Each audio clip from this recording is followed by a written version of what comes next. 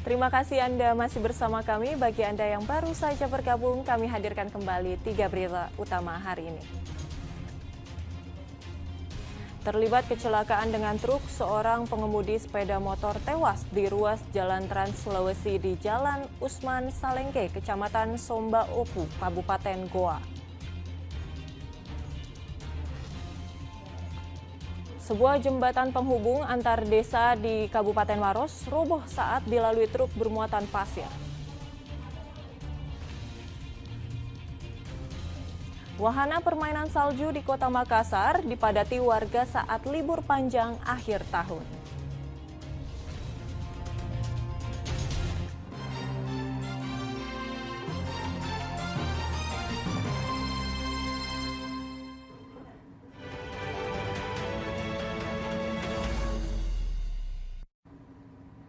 Mengantisipasi mahasiswa yang tidak mau menyalurkan hak pilihnya dalam pemilu atau golput, organisasi mahasiswa di Sulawesi Selatan menggelar dialog publik tentang pemilu damai. Langkah ini dilakukan untuk meminimalisir jumlah generasi milenial, khususnya mahasiswa yang golput. Mahasiswa juga diajak untuk aktif dalam memerangi politik uang.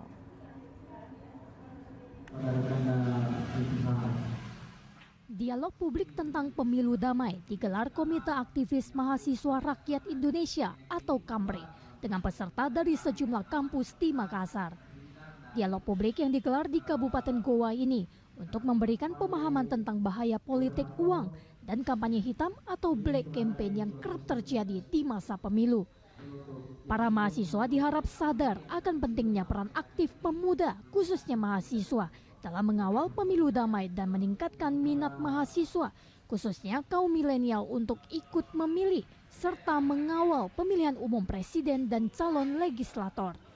Perlu saya sampaikan bahwa satu suara pemuda itu sangat berarti untuk bagaimana kondisi bangsa kita ke depannya. Jangan buang-buang waktu kita ataupun kesempatan ini untuk memilih pemimpin ke depannya. Pemilihan presiden, anggota DPR, DPRD, dan DPD akan dilaksanakan serentak di seluruh Indonesia pada 14 Februari 2024 mendatang. Warga yang sudah masuk dalam daftar pemilih tetap diimbau untuk bersedia menyalurkan hak pilihnya untuk kemajuan bangsa di masa depan. Andi Muhammad Sardi melaporkan dari Kabupaten Goa. Untuk meminimalisir terjadinya kesalahan saat pemilu 2024 mendatang, Komisi Pemilihan Umum KPU Kabupaten Maros menggelar simulasi tata cara pemungutan suara. Ratusan warga yang masuk dalam daftar pemilih tetap turut berpartisipasi dalam simulasi ini. Bersyukur kehadiran Tuhan Yang Maha Esa karena kita semua. Komisi Pemilihan Umum KPU Kabupaten Maros menggelar simulasi tata cara pencoblosan dan penghitungan suara guna meminimalisir terjadinya kesalahan saat pelaksanaan pemilu 2024 mendatang. Ratusan warga yang masuk dalam daftar pemilih tetap DPT juga ikut serta berpartisipasi dalam simulasi pemilu yang digelar di area kantor Bupati Maros, Kecamatan Turikale, Kabupaten Maros. Ketua KPU Kabupaten Maros mengatakan simulasi yang digelar ini sama persis dengan rangkaian proses pemilu yang sesungguhnya.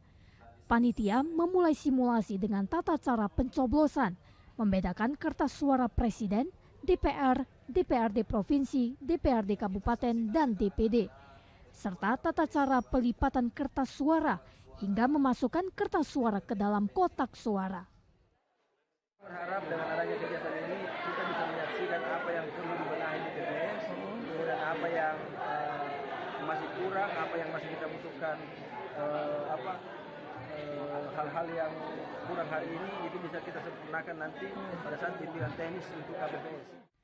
Simulasi juga memproyeksikan secara rinci bagaimana pelayanan di tempat pemungutan suara bagi warga yang memiliki hak suara atau hak memilih. Raisa Habu melaporkan dari Kabupaten Maros. Jelang pemilu 2024 mendatang, Komisi Pemilihan Umum Daerah Sinjai menggelar simulasi pemungutan dan perhitungan suara. Dalam simulasi, beragam kondisi dimunculkan agar proses pemungutan dan perhitungan suara berjalan dengan aman dan lancar. Jelang pemilu 2024 mendatang, KPUD Sinjai menggelar simulasi pemungutan dan perhitungan suara pada Rabu lalu. Simulasi ini menggambarkan berbagai kondisi yang mungkin terjadi saat pencoblosan. Salah satunya digambarkan ada seorang pemilih yang mengamuk karena tidak mendapatkan undangan dan namanya tidak terdaftar di TPS.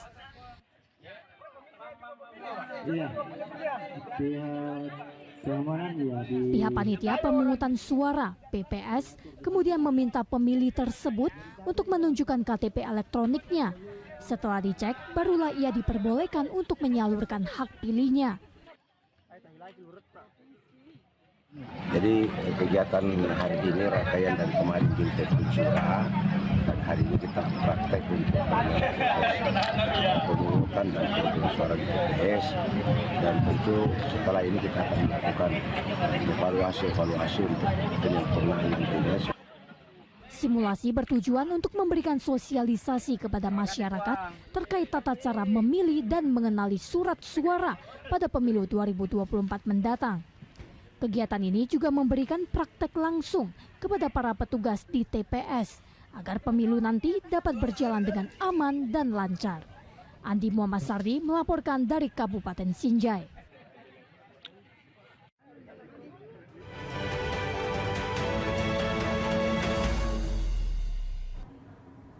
Pasca libur Natal 2023, ribuan calon penumpang kembali memadati Pelabuhan Nusantara Kota Parepare untuk kembali ke tempat perantauan mereka pada Rabu lalu.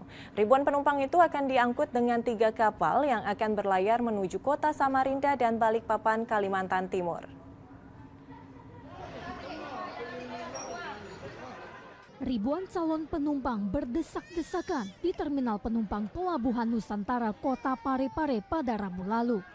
Mereka akan pulang kembali ke tempat perantauan setelah menikmati libur Natal 2023. Humas Kesiabandaran dan Otoritas Pelabuhan Parepare mengatakan penumpang yang akan berangkat dari Pelabuhan Nusantara pasca Natal meningkat 5% dibandingkan hari biasa. Ribuan penumpang ini akan bertolak ke Kota Samarinda dan Balikpapan, Kalimantan Timur. Jumlah penumpang pada hari ini minus dari pantau operator itu sebanyak 1.517 penumpang yang naik, ya. Yang turun itu sebanyak 560 penumpang. Ya. Kalau dibandingkan pada hari-hari biasa Pak, apakah mulai ada peningkatan jumlah penumpang atau gimana Pak? Untuk penumpang naik itu sudah naik 5%,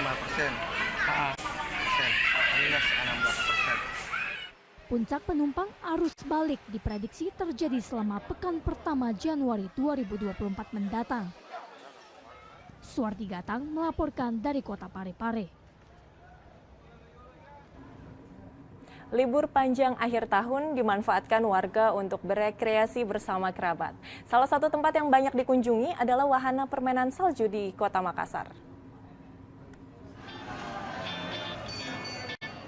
Sejumlah warga Kota Makassar mengisi waktu libur panjang dengan menikmati rekreasi bersama keluarga. Salah satu tempat yang menjadi favorit banyak warga adalah wahana permainan salju yang berada di sebuah pusat perbelanjaan di Jalan Metro Tanjung Bunga, Kota Makassar. Para pengunjung tak hanya datang dari dalam Kota Makassar, namun juga berasal dari luar daerah di sekitar Makassar, seperti Kabupaten Luwu. Alhasil, jumlah pengunjung pun mengalami peningkatan. Bila hari biasa, jumlah pengunjung biasanya tidak mencapai 1.000 orang. Namun, di momen liburan kali ini, jumlah pengunjung lebih dari 1.000 orang setiap hari. Mereka datang bersama keluarga. Yang pertama karena pesanannya anak-anak, terus yang kedua karena wahananya baru dan cuma satu-satunya di Makassar juga, makanya kami ke sini. Kalau dari pengunjung secara traffic itu naik, baik dari segi pembelian offline maupun online itu semua naik. Di hari biasa itu kita di bawah 1.000, tapi sejak peak season ini di liburan akhir tahun kita selalu di atas 1.000. Di lokasi wisata permainan salju ini, terdapat sejumlah wahana yang bisa dinikmati pengunjung. Antara lain, snowdrop atau hujan salju, chairlift atau kereta gantung, dan snowtube atau berselancar dengan ban. Di antara semua wahana yang tersedia, chairlift atau kereta gantung menjadi favorit pengunjung. Untuk harga tiket masuk dibanderol dengan harga Rp275.000 per orang. Raisa Habu melaporkan dari Kota Makassar.